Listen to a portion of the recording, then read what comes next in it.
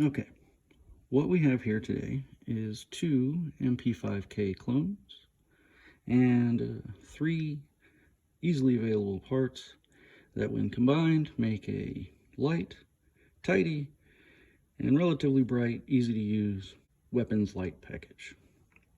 As you see, one is completely stock, one has been slightly modified with the parts that we're going to use today.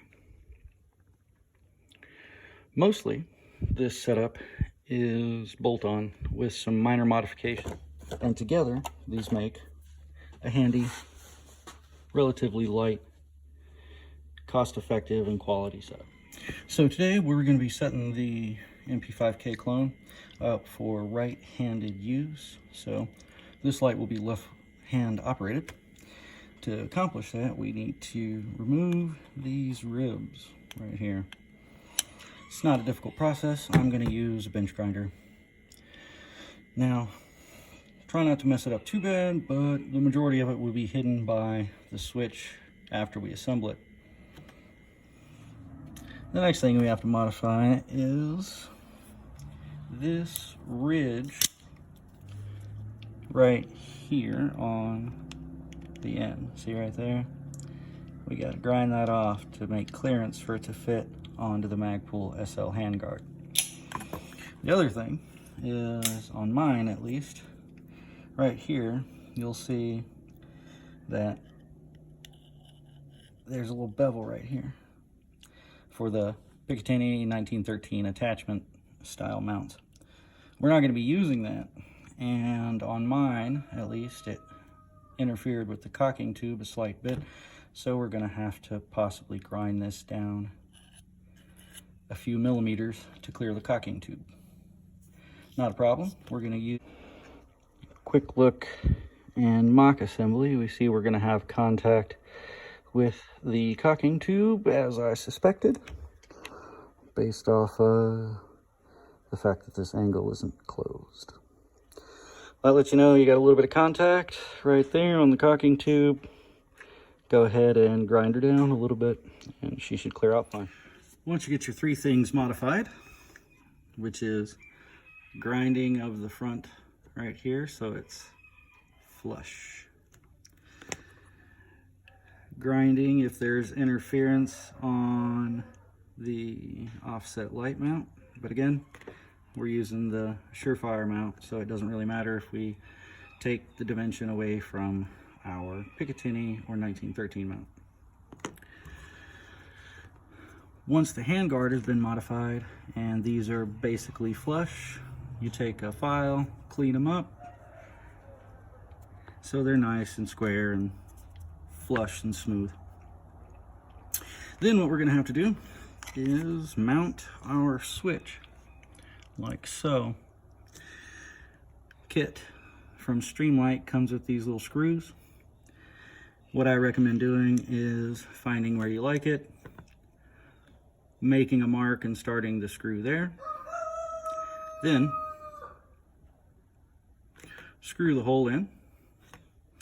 Once you get the screw tight on this side, then you can come over here and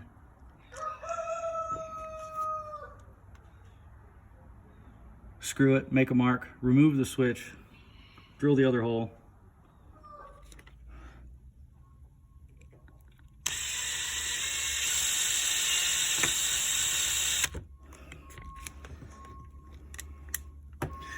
Have our mark.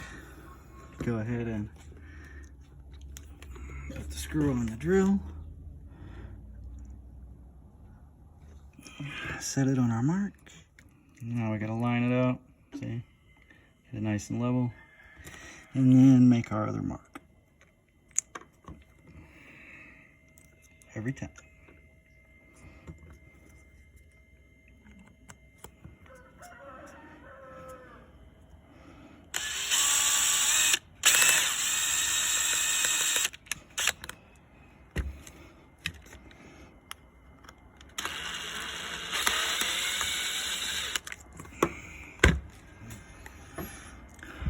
Second mark. Once you get the switch installed, Hopefully you'll notice that the screws stick out way too much. Well, we know it fits, we got the holes drilled, so now we're just gonna go cut the tips off these screws and clean them up with the grinder. You need to drill a small hole over here in the corner of the side that you intend to mount the light switch on. Now, this is how I routed my wires, but I fear that if you move the switch to the left side, you'd have to come up with a little more creative. But yeah, for what we're doing today, small hole right here. Don't put the zip tie in before you install the handguard. It'll just break the zip tie. So real quick, you have to take the Picatinny 1913 mount off of the ProTac rail mount 1. But Magpul has Surefire, and so does our Streamlight.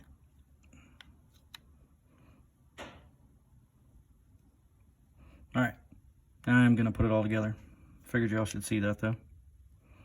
All right, so now we're just kind of loosely installed. The pin's not in the front, but I got this little 1911 assembly tool polymer that is creating some space for me to get the zip tie in place, because like I said earlier, if you try and install it with the zip tie installed, then it'll break the zip tie.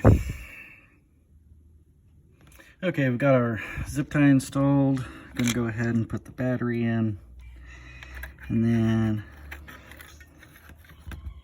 do this. The cool thing is the wire doesn't have to spin with the Streamlight. So as you tighten it up, now the light works, but we're gonna turn this notch section over here facing the cocking handle a little bit. And there's a reason for that. Hold on. All right, we've got our zip tie in place. Now what we need to do is bring the wire up, little twist, and then go ahead and feed this through. And of course, I'm gonna have to pick the up. Once you get your zip ties in place, you should have wire routing that runs something like that. Now you may be wondering, can I change the batteries? Yeah. Just hold your wire still. Pops right out. Battery in.